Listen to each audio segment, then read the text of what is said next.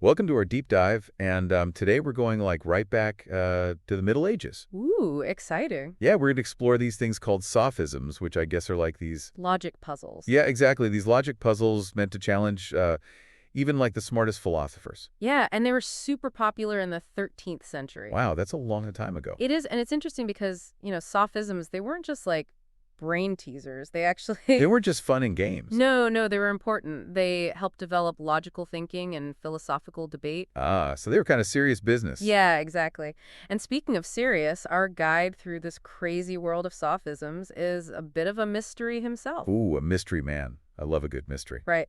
This guy, Richard the Sophister, Richard the Sophister. I like the sound of that. he was a 13th century logician, and he compiled over 300? 300 of these like head-scratching sophisms. That's dedication. I know, right? Anyway, he put them all in a book called Abstractions, and it was a pretty influential text. Wow, 300 logic puzzles. That's a lot to think about. But who is this Richard guy anyway? Well, that's the mystery. I knew there was a mystery. Scholars think he was probably one of two big names at Oxford back then, either Richard Fishacre or Richard Rufus. So we've got a Richard Fishacre and a Richard Rufus, huh? This could be tricky. Right, but even today, we're not 100% sure which Richard is our puzzle master. A true medieval mystery. Okay, well, let's maybe leave the history mystery for a bit and dive into these logic puzzles. Sounds good to me. What kind of wild stuff did Richard come up with? Okay, are you ready for this? He's got gems like every man is every man. Wait, what? How can that be? I know, right? And it gets weirder. He also has whatever exists or does not exist exists. Okay, now that one just sounds like word salad to me. And then there's, get this, the whole Socrates is less than Socrates. Now hold on a minute. How can something be less than itself? My brain already hurts. I told you these sophisms are mind-bendy. They use language in a way that seems logical. But really, it's just twisting our brains. Exactly. They play with ambiguities, wordplay, all that to really make you stop and think, wait, what? So they were basically messing with their students' minds. Kinda, yeah. But in a good way. It was all about making them really think critically. Okay, I guess I can see that. But how did they, actually approach these puzzles? Did Richard just throw them out there and let the students drown in confusion? Nah, he was way more organized than that. For each sophism, he would, present arguments both for and against it. So he'd build up a case and then tear it down. Pretty much. And then I guess he would reveal the trick. Exactly. Imagine yourself back in a medieval classroom. Okay, I'm there, sitting on a hard wooden bench. Right. And Richard is laying out all these arguments, making you see both sides. My head's spinning. And then finally, he reveals the fallacy, the flaw in the logic. Oh, that must have been satisfying after all that mental gymnastics. It was a clever way to teach logic, for sure. It sounds kind of fun, actually. Maybe we should try one. What do you think? Let's do it. How about we start with every man is every man? All right. Every man is every man. It sounds so simple, but I bet there's a catch. Oh, you better believe there's a catch. Okay, let's hear it. So the proof goes like this. This man is this man, that man is that man, and so on for every man, therefore every man is every man. It kind of makes sense, right? If you just think about it quickly, yeah. But I'm sure there's more to it. Oh, there's definitely more. Richard then throws in this counter-argument, the disproof. This is true. Some man is not every man, and also no man is every man. Therefore, it is false that every man is every man. Okay, my head is officially spinning. So we've got two arguments, and they completely contradict each other. It's like a logical tug of war. How can both be true? Exactly. So how do we get out of this mess? I'm guessing this is where Richard steps in to save the day. You got it. Richard would then point out that the problem is with the word every. It has two different meanings in the sophism. Ah, so it's all about the word every. Exactly. Sometimes it means each individual man, and sometimes it means all men as a group. So the word is shape-shifting. It's like a linguistic chameleon, changing its meaning to trick us. It's a classic case of what we call equivocation. Equivocation. Okay, I'm going to remember that one. It sounds like a useful concept, especially when you're dealing with tricky arguments. It is, and it's a great example of how Richard used these sophisms to really dissect language. To make us think about the words we use and how they can be twisted, even if it seems like we're being logical. Exactly, and it's not just about words, it's about the assumptions we make, the things we don't even realize we're assuming. So these sophisms are like a mental workout, forcing us to question everything. They really are. But I'm wondering, how did all of this fit into the bigger picture of medieval philosophy? Were sophisms just like brain games, or were they doing something more? Yeah, that's a great question. Were they just for fun, or were they actually changing how people thought about the world? That's what we need to explore next. It's funny. I was thinking about these sophisms and like how they feel kind of old-fashioned. Yeah. But then at the same time, I was like, wait a minute.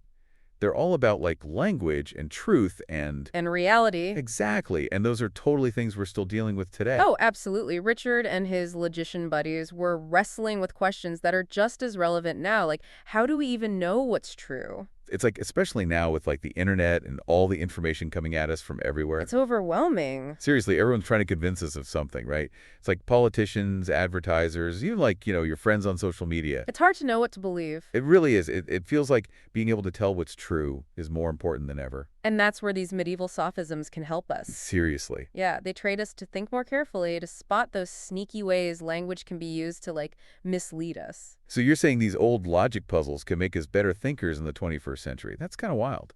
It might seem weird, but think about the fallacies that Richard was talking about in the Abstractiones. Right, like the equivocation thing we just talked about with the word every. Exactly, but there are others too, like accident composition and division, consequent, absolute, and qualified senses. Wow, that's a mouthful. I know, right? But the point is, these fallacies aren't just stuck in some medieval book. They're still around today. Oh yeah, they're everywhere. You hear them in conversations, you see them in news articles, political speeches, ads. Once you start noticing them, you can't stop seeing them, huh? It's like you've unlocked some secret code to the universe. Okay, I'm intrigued. Give me an example. How would one of these medieval fallacies show up in our modern world? All right, let's take the fallacy of composition. Composition, okay. This is where someone assumes that what's true for a part of something is also true for the whole thing. Okay, I think I get it. Give me an example. Like, imagine someone saying, every player on this basketball team is amazing, so the team must be unbeatable. Right, but just because you have a bunch of great players doesn't mean they'll automatically work well together. Exactly. Or think about the fallacy of the consequent, where people mix up correlation and causation. Correlation and causation, okay. Yeah, like you might see a headline that says, people who eat chocolate are happier. So I just eat chocolate all the time. Not so fast. There could be other reasons why those people are happier. Maybe they have more free time or better relationships. You can't just assume chocolate is the magic happiness ingredient. Ah, so these fallacies can really trick us if we're not careful. That's right, and that's why Richard and his sophisms are so valuable. They teach us to recognize these tricks and become more critical thinkers. So it's like Richard is our logic coach, training us to spot bad arguments and think clearly. Exactly. But Richard wasn't just about finding errors. He was building on a whole tradition of logic that went back to Aristotle. So he wasn't just playing around, he was really getting at something deep. Absolutely. His sophisms were a way to explore the very foundations of logic, like what makes an argument valid, how important clear definitions are, and how to spot those hidden assumptions we all make. So even though the specific puzzles might feel kind of old, the ideas behind them are still super important. Totally. With these principles are essential for anything that involves critical thinking, philosophy, law, science, even just making decisions in your daily life. It's amazing how these medieval logic puzzles connect to so many things. Right. And we haven't even talked about Richard's impact on the world. His book Abstractiones was used as a textbook. Did his ideas spread beyond the classroom? Did they shape the way people thought about logic? Yeah, I'm curious about that too. Did his work make a difference in the long run? That's what we're going to explore next. Okay, so we've spent all this time talking about Richard the Sophister and his crazy logic puzzles. Right, those sophisms. And we know his book, The Abstractiones, was like a textbook. Yeah, it was popular. But did it actually, like, influence anyone else? Oh, absolutely. Richard wasn't just some guy in a room by himself. He wasn't working in a vacuum. Exactly. He was part of this, like, lively intellectual community. Cool. And his work, especially the Abstractiones, was like, shared and copied, and other scholars were talking about it for decades. Wow, that's pretty impressive for a book about logic puzzles. Right. It really struck a chord with people. I wonder why that was. Well, I think part of it was, just how clever and different all those sophisms were. They weren't just the same old stuff. No, Richard was coming up with new and even more complicated puzzles, ones that really made people think harder. So he was like a logic puzzle innovator. He was pushing the boundaries of logic, for sure. So he was always challenging his readers to, like, level up their thinking skills. Exactly. But I also think it was more than just the puzzles themselves. There was something else going on. I think so. You see, back then in medieval universities, there was this, like, renewed interest in all these ancient philosophers. It's like Aristotle and folks like that. Yeah, exactly. And logic was seen as, like, the key to understanding these guys and getting into those big philosophical debates. So Richard's work, with all its focus on logic and analysis, it fit right in with what people were already interested in. Absolutely. It was the perfect book at the perfect time. And the sophisms themselves, well, they were seen as this great way to practice arguing. Because debating was like a big deal in medieval universities, right? It was everything. It wasn't just about finding the right answer. It was about defending your ideas, thinking of counter-arguments and spotting the weaknesses in what the other guy was saying. That sounds intense. Oh, it was, but also really exciting. It was like a mental sparring match. So Richard's work was basically training students to be expert debaters. In a way, yes. And that had a lasting impact on how logic and philosophy were taught.